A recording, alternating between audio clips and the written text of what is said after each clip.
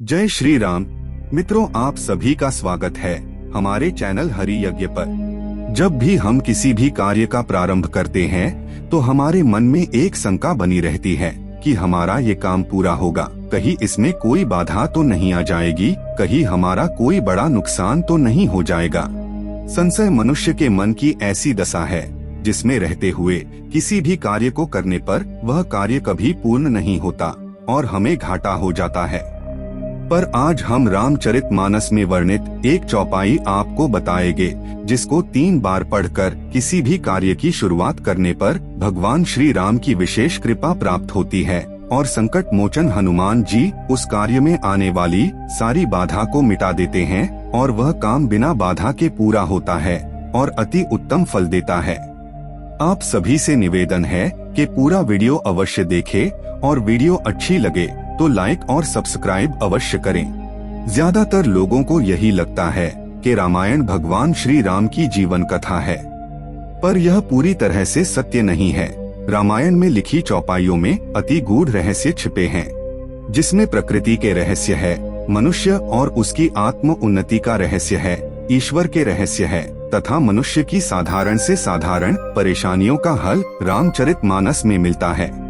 और इन सब से महत्वपूर्ण रामचरितमानस को सच्चे मन से पढ़ने वाले मनुष्य को वीर हनुमान का सानिध्य प्राप्त होता है और उस मनुष्य के सभी संकट हनुमान जी हर लेते हैं। रामचरितमानस की एक विशेषता है कि रामायण को जिस तरह की मन स्थिति के साथ पढ़ा जाता है यह उसी तरह का फल देता है। रामचरितमानस को सच्चे मन से पढ़ने से मनुष्य की चेतना जागृत हो जाती है और वह स्वयं में भगवान के वास को जान पाता है। भगवान राम ऐसे ईश्वर है जिनकी निस्वार्थ भाव से तथा सच्चे मन से ध्यान और साधना करने से वे अपने भक्त को ईश्वरत्व तक प्रदान कर देते हैं। और इसके जीते जागते उदाहरण भगवान श्री हनुमान जी है। राम इस 2 अक्षर के नाम को पकड़ने वाला भव सागर से पार हो जाता है। कलयुग की इस प्रचंड पीड़ा से राम नाम की नौका ही पार लगाती है। रामायण में एक चरित है जब राम जी को केवट ने नदी पार करवा दी। उस समय भगवान के पास उस केवट को देने के लिए कुछ भी नहीं था। तब माता सीता ने अपनी एक अंगूठी भगवान श्री राम को दी और प्रभु राम उस अंगूठी को केवट को देने लगे। तब केवट ने भगवान से एक बात बोली।